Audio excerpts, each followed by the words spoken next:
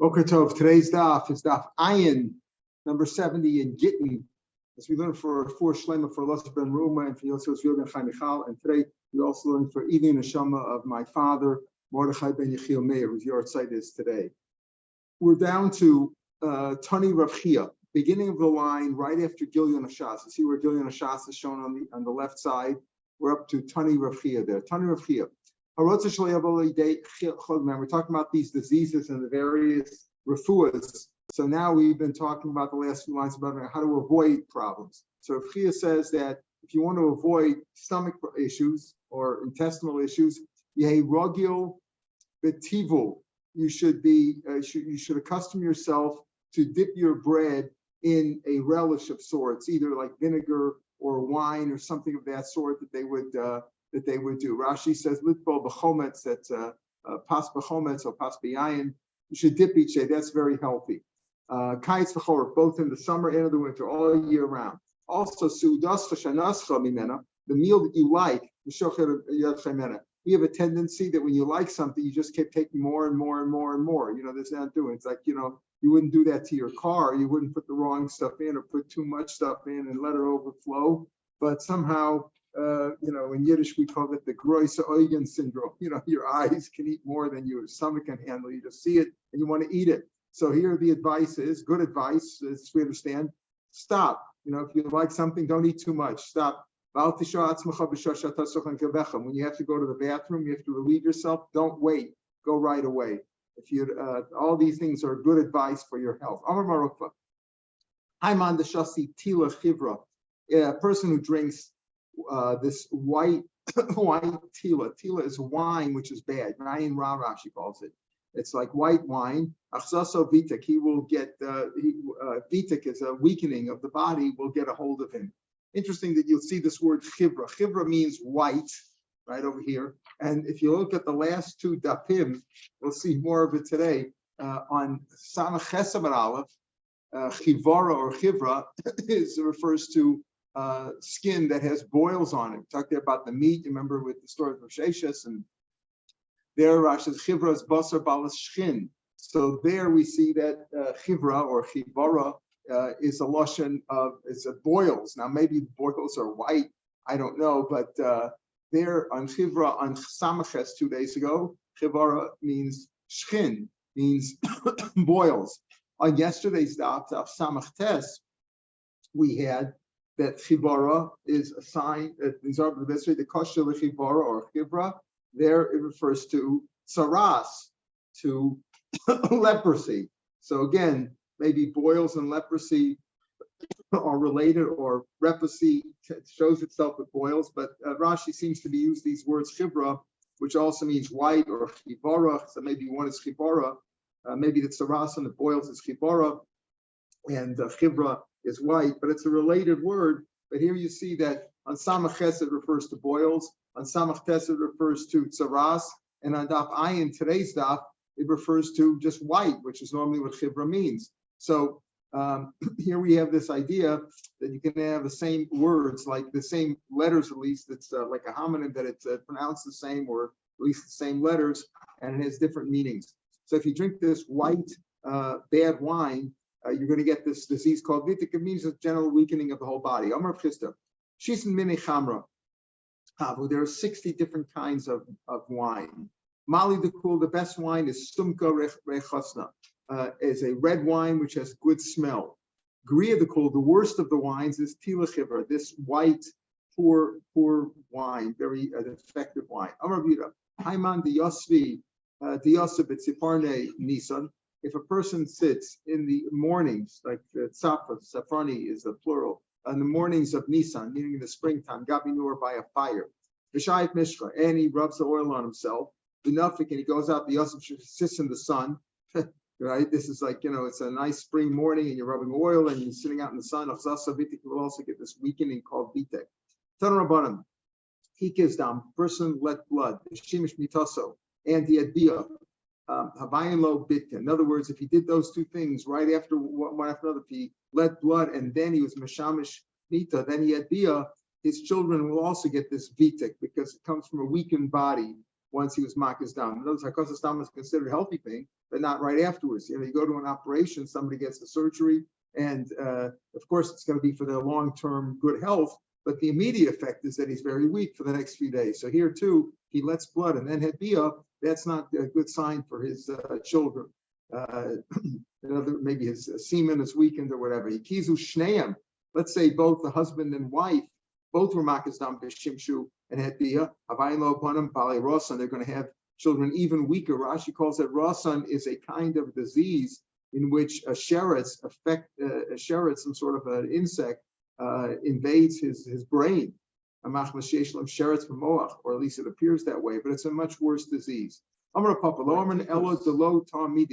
This is only if after the bloodletting, they don't taste something. If you go to Mada, to Magen David Adom, and donate blood, what do they give you right afterwards?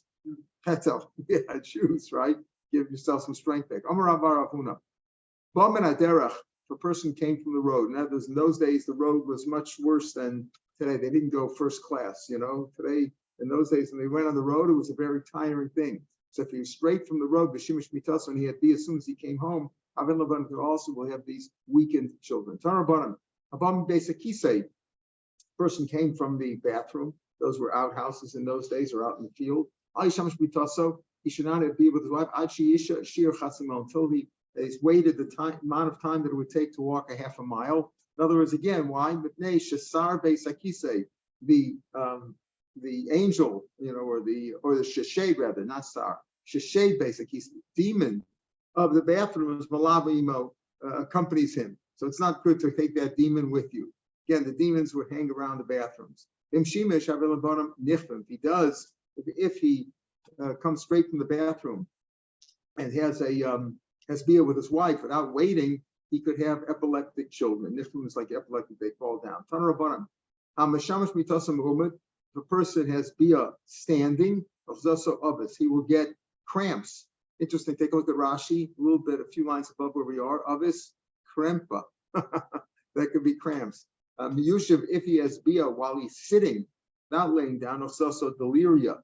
Deliria, on the side he says the girsa should probably be aliria, purish mafai, yawning. He will be subject to a lot of yawning if he sits there. Milmala, if they have bia not in the normal fashion, but rather she's on top and he's on the bottom, so deliria also will have that deliria, that yawning effect. My deliria, what is that? So the Gemara doesn't really tell you what it is. Again, we have the Aruch says that it's a kind of a yawning, but the Gemara is either missing something or it goes on. Shubin Levi, some deliria, we have the potion, the medicine, the remedy for deliria is dardara. Okay, he doesn't tell you exactly what it is, but he tells you that's the remedy. My dardara, what is that? Amrabaya Morika dechuchi. And Morika dechuchi is saffron that's on the that grows on wild thorns. Morika dechuchi. Papa. So what do you do with saffron from the thorns? So Papa Olis, he chewed it, ubola, and spit it out. In other words, in order for him to avoid yawning, now it doesn't mean that he necessarily violated this rule. And how did he get the deliria by having bia sitting? It just says that that's one way to get deliria. If he had this deliria anyway, for some other reason, that's what he would do. He would chew it and spit it out. Puppy, all this vishadi lay. And I'm sorry. A papa, all this ubale, and he swallowed it. He chewed it and swallowed it. Bala means he swallowed it, of course. A puppy, all this vishadi lay. The puppy chewed it, but then he spit it out. He didn't actually swallow it. I guess it's like chewing tobacco. Some spit it out and some don't. Amar Abaya, Mishaina Baki Bederach Eretz. If a person is not don't have the strength, here he says Baki means really Rashi says he doesn't have the strength for bia. He's weakened. Let's say Gimel Kafise, he should bring 3. Kafise is a shear that's machzik 3 revias, a substantial amount. He should bring this kind of a vessel that holds 3 measures, 3 reviuses, like 3/4 of like 3 reviuses, right? Which is like a revius is a load, so it's like 3/4 of a load of kirtmi dechuchi. Interesting, Rashi over here a little bit misplaced because the kirtmi dechuchi, the Rashi the Remasel for that is above the morika dechuchi. We already had Marika Rechuche, we said, is the saffron and wild thorns. This is also saffron or safflower. And Rashi says this is krog, hagodol bekarka. It's this saffron, mizovel, mezuval, bezevel tzom. You should eat. If a person doesn't have strength for bia, this is like call it an aphrodisiac or something. It gives him strength. What does he do? He should take three reviuses of this safflower that grows in a field that was fertilized with sheep dung. That's what Rashi says. So that's what it just leaves the difference of the Kortmi Dechuchi and Rashi is before Marika Dechuchi. They're related, but it's not the same. Before Marika Dechuchi is translated as the saffron that grows on wild thorns. And here Rashi says that doesn't seem that. He says so here chuchi is the same word, the chuchi. And one's Marika Dechuchi, one's Kortmi Dechuchi. But Rashi says that Marika Dechuchi is the saffron that grows on wild thorns, and Kortmi Dechuchi is a saffron that grows in fields fertilized by the dung of sheep dung. And what do you do with this this safflower that grows in a field that's fertilized with sheep dung? You need to kinua and grind it up, and boil it, the chamra, boil it in water, in wine rather. So if a person has difficulty with bia, he should take this large amount of the safflower, grind it up, boil it in wine, then and drink it. Amar Rabbi Yochanan, this same thing. This is I did this, so to speak. I did this, and it returned me to the potency of my youth. There are three things that weaken a person's strength. What are they? Pachad, fear; derech, the road, traveling; vavun, and sin. Pachad, dechsev, libi, scharcharchi, azavani, kochi. My heart was shaking. Rashi says that scharchar is mukataiga, full of worry. I was nervous and worried. My strength, that sapped my strength. We know that, right? Psychologically, that we know that works. When a person's worried and nervous and tense, he loses the strength. Derech, the road, dechsev, ina b'derech kochi. My strength was afflicted by the road. Avon dechsev kasha b'avoni kochi. Because of my sin, my strength has been sapped, has been stumbled, has been sapped. Shoshet barim, matiz and gufa shalom. Three things take away a person's strength. Take a person's weaken his body. Ve'elu hain. Achal me'umad. If he eats standing. V'shasam if he drinks standing. V'shimish b'tasam or he's mishamish b'tasam ubad. Each one of these things saps a person's strength. It's not good when you eat or you drink. You should be sitting, and when he has bia, he should be laying down. There are 5 things that if you do those, you're nearer death than you are alive. In other words, it doesn't kill you, but you're very weak. If he ate and he immediately stood up, first you bench, you take it easy, you don't stand up right away. Shas, if he drank, immediately stood up. And I assume this means shas if he drank something heavy like wine. Hikazdam Ahmed, he stood up immediately after letting blood. Yashim Ahmed, as soon as he woke up, he stood up immediately without saying Modani in bed, whatever. Or Shimish Mitasa Ahmed, he stood up right after having bia. So all these things, take your time, do it slowly, do it carefully, don't stand up immediately. Shisha ha'osa osan miyad meis. If you do the following 6 things, and we'll see if you do them all in order, all of them, not any one of them. The 3 things that we say take away your koach, or the 5 things that makes you koach misa, smashma, any one of them. It doesn't say you have to do them all together. These following 6 things, shisha osa osami, you do all these 6 things immediately and in order, as we'll see, a person would kill him right away. And what are they? Habal b'derech. He's coming on the road to Nisyag and he's very tired. And as soon as he comes home, he gives dam. As soon as he comes home, he lets blood. The nichlas of base he comes into a steam room, a steam bath, where that also takes away your strength. It may be healthy in the long run, but it takes percent. And he drank a lot and became drunk. So he did all these things because he was on the road. He came home, he let blood, went into the base merchas. Then he got drunk. Then he slept on the ground. That's also considered a bad thing. Right? And then he had bia. That's if he did them in that order. You did all those 6 things in that order. Rabbi Kasidra Mace, if you did it in order, he'll die right away. There's no way you can live there. You can't survive that. Shalom Kasidran, if you did it out of order, cholish, you'll just become weakened. Is that the case, that you need all those 6 things in that order to die? Eniva Ma'oras, that was her name. The name of a woman, Abdullah Avda. She did this for her servant. She did this for her servant. Slasmana, only 3 of them, Umeis, and the servant died. That person was weakened, was frail to begin with, therefore they died. So again, it doesn't mean that everybody who does this does, but it means these if you do this is a very dangerous thing and you could die. Shmona, there are 8 things. It's interesting that Reuben Kasha, Miyat and Yafa. There are 8 things specifically. Now, many things like that. Too much of anything is no good, right? Rabbi Wein once said that too, T-O-O, of anything. It's not good to be too ugly, too pretty. It's not good to be too rich, too poor. Whenever you have 2, T-O-O, that's not good. So Rabbi Gemara is telling us a similar thing. Shmona, if you do a lot of this, there are 8 things that if a lot of it, that's bad. If you have a little bit of it, that's good. Elaine, what are they? Derech, number 1, the road. It's good to take a little trip, but not to go too far, not to make too much. The derech eretz, it's also bia, right? Tashma shamita. So a little bit is okay, a little bit is good. Not that it's okay, it's good. It's good. Good to have a little, not too much. Osher, wealth. Take a look at Rashi, 6 lines from the bottom of the page. Osher, miyuto yafa. A little bit of wealth is good. Berubo kasha, but if you have too much, that's not good. Shemavatla mitam Torah, because you'll be busy with your money and you won't learn. And you'll feel very arrogant. Not good to be too rich. Again, T-O-O of anything is no good, right? Osher. So we have 3 things so far. Traveling, derech eretz bia, osher, wealth, malacha, work. Good to be work. It's good to work, but not too much. Yayin, too much drink is not good. A measurable amount, in an average amount is good. Shena, sleeping. You need to sleep, but sleeping too much is no good. Chamin, hot water, whether for bathing or for drinking, it's always good to have hot. Kozas dam, and bloodletting, which is good if you do a normal amount, not too much.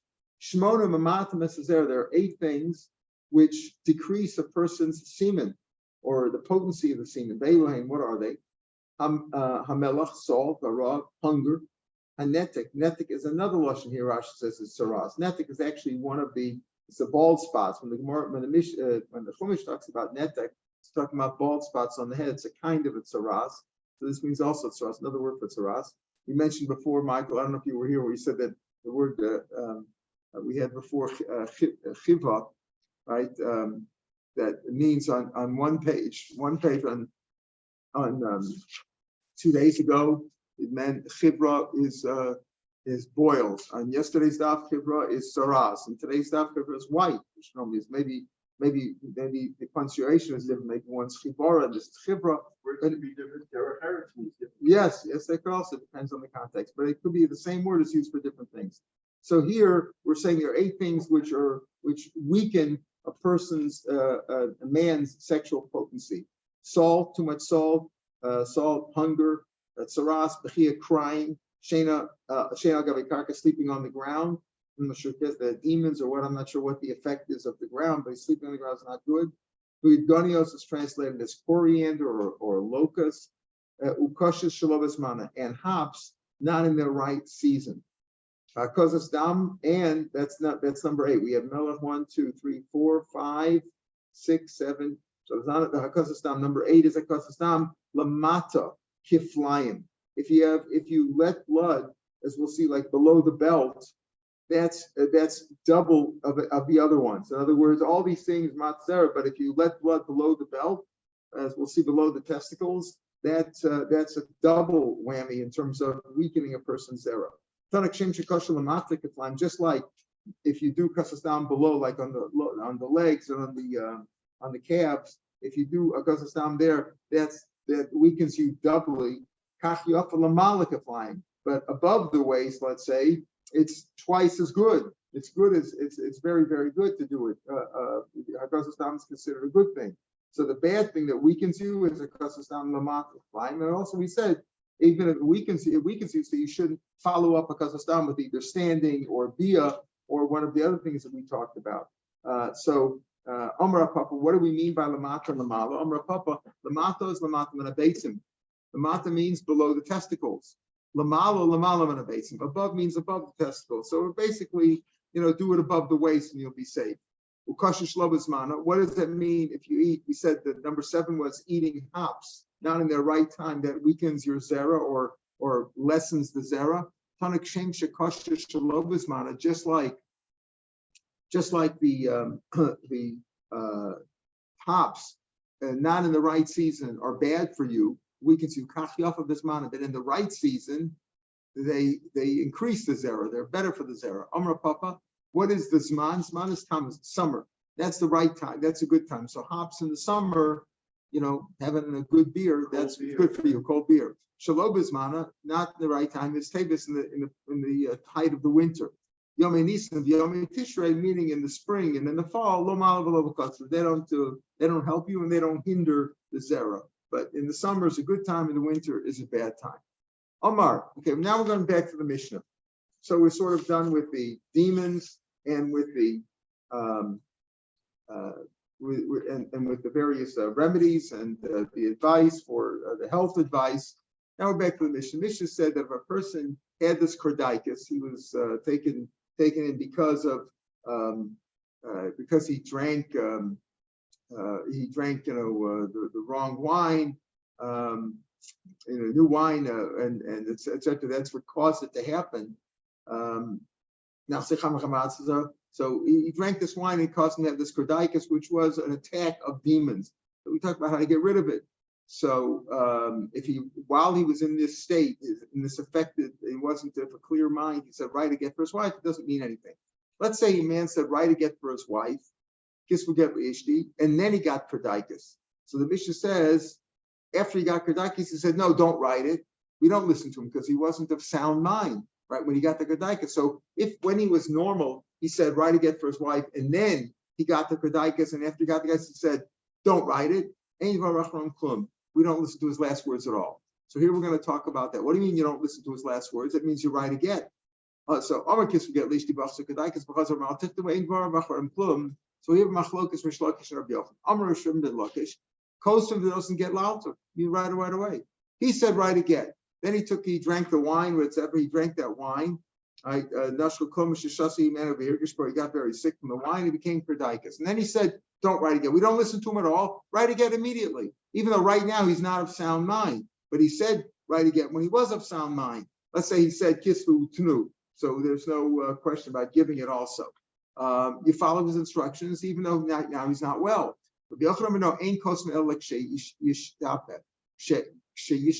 You're only going to write the get after it becomes normal again. As while he has the kardaikas, you don't give it. Even though he instructed you before he had the kardaikas to give the get, but now he has kardaikas, no, you wait till he's well again. You wait till he's well again before you give the get. My time Rish Lakish. What's Rish Lakish's reason? Tani says, the Mishnah said, whatever he said at the end doesn't mean anything. Now he had kardaikas, but he said give it while he was normal. You give it. No. Means this. You don't look at his last words. The Vachi Mitzvah, when he becomes clear again, when he's recovered from the kardaikas. And how do you get recovered from the kardaikas? We said we had the potion over there. We're going to mention it again here too, that you drink, you have red meat roasted on coals and drink it down with a heavily diluted wine. So when he becomes clear again, you don't have to ask him again. In other words, what happened? The man said, kiss will get for his wife. And then he got kardaikas. So Rabbi Yochanan says, the Mishnah says, you don't listen to his last words at all, that he had kardaikas. What does that mean? That after it becomes clear again, you can give the get without asking him. You don't have to confirm it again and ask him, do you want to give it? Because we don't pay any attention to what he said when he was kardaikas. But you don't give it to him while he's under the spell of kardaikas. You don't have to reconfirm it. You don't have to reconfirm your reservation. You made a reservation to give a get to his wife. He said, write it get and give it to his wife. And then he got kardaikas. So, and then he said, don't. You don't listen to what he said, don't. But also, you don't have to, you wait till he gets better. When he gets better, you don't have to reconfirm it with him. You don't listen to what he said when he had kardaikas. So Olam ain't kosum, but still you don't write the get until he becomes normal again. What's the machlokas Rish Lakish and Rabbi Yochanan? Rish Lakish says you give the get right away. Rabbi Yochanan says you wait. Rish Lakish says, listen, he's like asleep. He has kardaikas, he's like asleep right now, right? He's going to be better when he recovers. He's going to have a hangover, so you can give it to him. Man says, write a get. I'm overseas now, write again. Then he goes to sleep. See, you write the gate. He doesn't be awake. He gave the instructions to do. Rabbi Yochanan said, no, he's like an imbecile. So why does Rabbi Yochanan say he's like asleep? What's the problem? He's going to get better. Says Yashlam so when he's asleep, you don't have to do anything. He's just going to wake up naturally. Hi, but over here you have to give him a remedy. You have to take the red meat and broil it on the roast it on the coals with the heavy wine. So it's not the same as asleep. You wake up, you'll be fine. Here you need to do something. So he's not like he's asleep. Something's wrong with him. He's in a different state. Why doesn't Rish Lakish say compare him to a shota, like Rabbi Yochanan says? Like he's a shota now. So he's a shota, he can't get shota, can't give a get. So shota lo same biyada. A shota, we don't have the potion to correct a shota. The shota's an imbecile. If a person's a shota, can you correct him? Is there some medicine you can give him? No. Hi, some of the other, but over here, the potion, the elixir, we have the elixir for him. We know he's got kedaikus. We have the solution, right? We have the other bisrus, something. You take the red meat, agumri on the coals, roasted on the coals, and chamra merka and diluted wine will heal him. So therefore, Rish Lakish says he's on a shota. We have a solution for him. Therefore, it's like he's asleep, and therefore you can give the get immediately without waiting for him to be of sound mind again. Says the Gemara. So Rabbi Yochanan says that you give the get, right? You don't give the get right now because he's not of sound mind, right? He's like a shota. Me, Rabbi Yochanan, did Rabbi Yochanan really say that? Rabbi Yochanan Shmuel, Rabbi Yehuda Yehuda said the name of Shmuel. Shachat b'oshnayim aroshem. Let's say a person was in a sword fight or a knife. A guy came in a knife, and the man slaughtered him. A man slaughtered and gave him the knife to the neck and took away his two simanim, right? The kana and the veshet, the esophagus and the food pipe, right? And the esophagus. He cut those, meaning the man's going to die. Shachab b'oshnayim arov shnayim. The ramas, and the man gestured like he was dying. He was bleeding out, and he gestured. He didn't say the words. He couldn't talk, but he said, write a get, give it to his wife. He gestured, so you understand. You can give it even though the man is dying. So over here, why did he say by kerdaikas? He's like a shota, and you wouldn't give it to him until he becomes good again. Here, the man is dying, and clearly, a man was dying. He got his neck was severed. His neck was mostly severed. The two simanim were cut or mostly cut, which means he's going to die. He's mortally wounded. But he gestured and gave it and said, why do you give it? B'tanya, similarly, we learn, Ra'u Maguid, if you saw a man, his whole body was severed, cut up, hacked, Otsalav alatzliva, or he was crucified on a cross, Varamas, and he hinted, Omer Kiss will get least to write against his wife, you should give it, even though the man is in much worse shape than just having kerdaikas. So how can you say, Rabbi Yochanan says, you have to wait till he becomes sound mind again. Here, these guys are all confused, and you're giving him the gesture alone is enough to make him give a get. How can you compare? In the case where his neck was severed, or his body was all cut up, or he was on the cross, he knew what he was doing too, so he had a clear mind. He was clear. But weakness set in. He was dying. A man could be dying, but he could have a clear mind. He just knows he's dying. He's bleeding out. But over here, in the case of the Kerdaikas, he doesn't have a good mind. He's got Kerdaikas, and he's like in a drunken stupor. So therefore, it's not a kasha of Yochanan. But Shmuel, right? The Gemara said, did Yochanan really say that the kasha was from Shmuel and from the Brisa? But even Shmuel, who says that you can give a get in those circumstances, did Shmuel really say that you can give a get even when the man is dying? Let's say a man was in a fight and they cut his neck, right? They cut his neck and they cut his two simanim, so he's going to die presumably. Ubarach, and he ran away. He was in the fight, so he got cut up and he ran away, and now we can't find him. Even love, people saw him. They saw that he was cut up that way, and now he ran away. We don't know what happened to him. They can give testimony and say he's dead. His wife can get remarried. That's good enough. If Shmuel said what? That he's considered alive. The man was shachat. The man was his neck was basically severed, or he's dying on the cross. He was cut up or hacked. And Shmuel said before, he's considered alive. You can say if he gestures and motions to give a get to his wife, you give a get to his wife. You can't give a get. Where he said that before. That holidays ain't get lachamisa. So he's still alive on the cross, or he's still alive after he cut his simanim, and therefore he can give a get. So how could Yehuda Shmuel say that it's shachabo shnaim or rov shnaim and he ran away? You could say that he's dead. Dana say he's still alive. How can you give testimony that he's dead? Amri Chayu was of course, at that moment he's still alive. When he was on the cross, or we cut his neck, and he's motioning to you, so he's still alive. So at that point, you can give a get. If you can give the get before he dies, can't give the get after he dies. If it takes a long time to write the get and give it to her, too bad. But if you can give the get right now, maybe he had it ready, whatever, then you can still give the get. But certainly, if he had, if now he ran away and he couldn't live very long, what is it? It's a matter of minutes or hours. They can give testimony that he's dead, that his wife can get remarried on that. Wait a minute. If that's the case, that he's definitely going to die if his throat was cut, the person who cut his throat, right? Let's say he didn't mean to kill him, right? He was an accident, whatever. He just happened to come by, whatever. With a knife, whatever, and he walked by there and he did it by accident, he should go into Golos. It's a shogeg.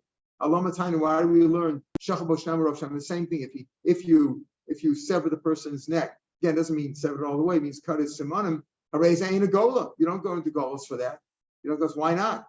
If you're saying that he's definitely going to die, so it's like you killed him. Right? We're at the first of the wide lines in the Gemara. Rav Hoshi explained the Chayshin and Shemaruch Bilbala. So we're concerned, yes, it's true that his neck was cut, right? But maybe the person who did it just began the killing him. In other words, it's like if 10 people beat up somebody, the first 9 people beat him up, he was close to death, but the final guy gave him the makabah patash, gave him the final blow, he's the one who killed him. So here too, yes, he's definitely going to die, but not necessarily because of the guy who cut his throat. Could be chashinim. We're concerned shemaruch bilbul. So maybe the wind when he was neck was cut, maybe the wind there had an effect, and that's what finished him off. The wind is what killed him. Rashi says, maybe he wouldn't have died. In other words, there's a concern. He doesn't go into Golos because of that. Now, we're saying that then he may not be dead. Then he may not be dead. So he's saying maybe the ruach is what killed him. Maybe he wouldn't have died right away. But you just said before, he's going to die eventually. But he's going to die eventually, probably not just because of the cut. He might die eventually because of one of these 2 reasons. Either the wind had an effect on him. Inami, hukirvis misaso. He was thrashing about and convulsing, and that contributed to his death. That's what we're saying over there. When a guy he killed him right on the spot, so he definitely killed him. He fell on top of him, or whatever, as we say, he fell off the ladder, killed the guy. He was dead right away. He definitely killed him. But over here in this case, when Shachar B'Shnayim Rav Shnayim, he doesn't go into Golos because we're said that it wasn't for sure that he was the one who killed him. It's possibly that he hastened his own death. Yes, he would have died eventually. He wouldn't have died. Doesn't mean that he wouldn't have died at all. Probably would have died eventually, but through complications, either because he couldn't go on without thrashing, without the wind affecting him. What's an afkamina? Maybe now, what's the reason with the two reasons? You're giving 2 reasons why the person who actually cut him didn't actually kill him. He died later on because of, and it doesn't necessarily mean that he didn't kill him. It could be that he did kill him, but we're concerned. He doesn't have to go into Golos because maybe the wind had an effect on him. That finished him off, or maybe his own thrashing about is what finished him off. Maybe now. He could be now the shachtei, the base of the shish. Let's say he did it, he was injured, slaughtered him in a marble house where there was no wind at all, like a sealed house, and he was still and he convulsed. So it could be the convulsing and the pushing about is what hastened his death. And the hastening of death is what caused death. Maybe eventually he would have died anyway. So in terms of giving Adis, he's not going to recover from that. So his wife can certainly get remarried. You have to wait 3 months anyway, for Havchana Zera, right? So within 3 months, he's definitely dead. But maybe he himself hastened his death, and therefore the person who did the damage, who did the injury, would not go into Golos. Maybe he was shechted outside, below pirchas, and he didn't convulse at all. So the reasoning of ruach would affect him. The other reason would not. If it was taka in a place where in a house of marble, meaning a sealed house, and he wasn't lefarches, maybe in a chami, maybe then he died, then maybe a guy would go into golus. When he says he doesn't go into golus, it's only because he was either outside or because he convulsed. Nishtatik, the Mishnah went on to say, the Mishnah on Samach Zayin base, we talked about Mishach Tzaddik, because the end of the Mishnah said that, let's say a person, and now this is going to take us into tomorrow's daf, is going to talk about, deaf and dumb, what are the definitions of deaf and dumb? Let's say a person couldn't talk, nishtatik. He was normal, and then he became dumb, he became lame, he couldn't talk. Ba'amulo, he lost his ability to talk. Ba'amulo, he said, should we write again for your wife? The Hirkim Barosho, he nodded with his head. He said, yes, he gestured with his head. Bodkano, so you check Shoshim, he checked 3 times to make sure that that's what he meant. Imamra lav al hainin, if he answered yes, no to no, questions that needed responsive no, and then yes, you can give it. So the Gemara now talks about that. Nishtatik, he became dumb, he couldn't talk anymore. But Amrullah, they said, should we write again for your wife? We said, okay, if he agrees, and you check it with him, Rashi, the Mishnah said 3 times, right? You check it 3 times if he's checking, you make sure that he's nodding on the correct question. Lav, al hain, he answers correctly, you can give it. So the Gemara says, the lav nokte, oh inami shichya the hain. Maybe he got sick with a shaking movement. There are people who shake, who can't control their head. Sometimes they're shaking all day, right? They're nodding like all the time, or they're motion gesturing no all the time. How do you know that he's answering your question? You say, should we write again for your wife? And let's say he didn't have the ability to write instructions, right? They just said to him, should we write again for your wife? And he's going like, he's nodding his head all day. Maybe he nods his head all day anyway. How do you know that he's answering your question? Maybe he's got this sickness where he's shaking his head all day. So how do you know? Hey, when he said no, when he says no, he's not answering no to a question that needs the answer no. He's just saying no because he's shaking his head all the time. Yes, we don't do it right away. We wait. In other words, we ask him a question that needs an answer of yes, and he shakes his head. Then we wait a little bit and we ask him a little bit later, and he also shakes his head then. Maybe that's his disease, that he nods his head once every 5 minutes. So if you waited, what does it help? You ask now, and then 5 minutes later you ask him a question. Maybe he's got that disease. Every 5 minutes he nods his head. We said in the Mishnah that you ask him 3 times. But so you check him 3 times. Excuse me. You check him 3 times. If he answers questions that need an answer of no, and an answer to a question yes, then you give it. So here he says also what you do is you don't ask him questions that only need an answer of yes or no. You ask him a question that needs one. The first question needs an answer of no, and the second 2 questions need an answer of yes, and he responds in kind correctly, or train la v'chad hein. You mix it up, basically, you're saying. You ask him 3 questions, but he answers correctly on all 3. That's why it works, and that's why you can give a get to his wife. It's very simply. What you do is you ask him questions about the summer in the winter months, and if he answers correctly, then he's of sound mind and he knows what he's doing. Mind you, what are we talking about? If you're talking about a winter coat or sadine, linen sheets, meaning that in the summer you say, would you like this winter coat? And he says, no, I don't want a winter coat, right? Or he says in the summer, he says, yeah, I do want a winter coat. I do want a winter coat. And you ask him a question in the summer, would you like linen sheets, which people usually use in the summer instead of a coat, instead of a blanket, a woolen blanket? And he says, yes.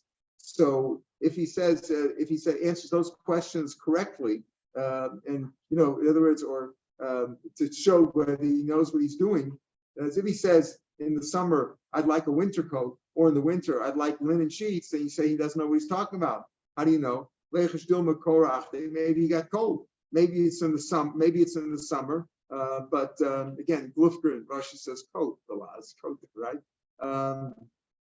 You ask him a question like, would you like linen sheets in the winter? And he says yes. Or you ask him, would you like a woolen coat in the summer? Maybe in the summer he got cold and he wants a winter coat. Or maybe he's hot. Maybe in the winter it's winter. Normally people want a winter coat, but he's happy with linen sheets. How do you know that proves that he's not of sound mind? The answer is we ask him about fruits. What does that mean? Rashi says, I could go and sear shish bread, masak sham. In the winter months, like summer fruits are not available in the winter. Of masak chama and in the summer months, they have different fruits are available in the winter and the summer months. So if you ask him if it's summertime and he asks for a winter fruit, you know he's not of sound mind, and vice versa. So these are ways to determine whether a person knows what he's doing or not. Pardon? Yeah, knows what he's doing or not, and therefore that's how you can know. So if a person all of a sudden cannot talk, and presumably he can't write either, because if he could write, he could just follow instructions from writing. So the questions you're just trying to prove is he of sound mind or not. These are questions that'll prove if the man knows what he's talking about, and you can follow his instructions. Yeah. There is the assumption here that they're initiating it because, say, they knew that he didn't want his wife to polygamous. That's right. That's right. That's right. That Otherwise, they're just there. Now, they didn't just walk over to a guy, right? Obviously, he must be talking about where he knew they knew that's what he wanted to do, right? And they know that he wants to do that, or he's motioning, that in some way, and they want to prove what he does. They want to prove he knows what he's doing. He obviously wants to do it, but he got to prove that he can. So as if his only means of communication is by nodding his head. If he can write or communicate in some other way, fine. He can write his own get. That's even better. We're talking about that it's his only means of communication, and therefore we have to prove it 3 times. And Tosha said that when it said the Mishnah probably is 3 times 3 this way, 3 that way. So the Gemara's mashma, this Mishnah is right. This Tosha is going on the Mishnah, not on the Gemara over here. Maybe he's got the Nakda, and therefore the Gemara gives the answers that you do 2 and 1, so you verify for sure that his gestures and what he's indicating is valid. And Rabbi Shmuel says, you ask him questions like summer and winter, those things would also prove that he knows that he's of sound mind. All right, we'll pick it up from here. Let's check.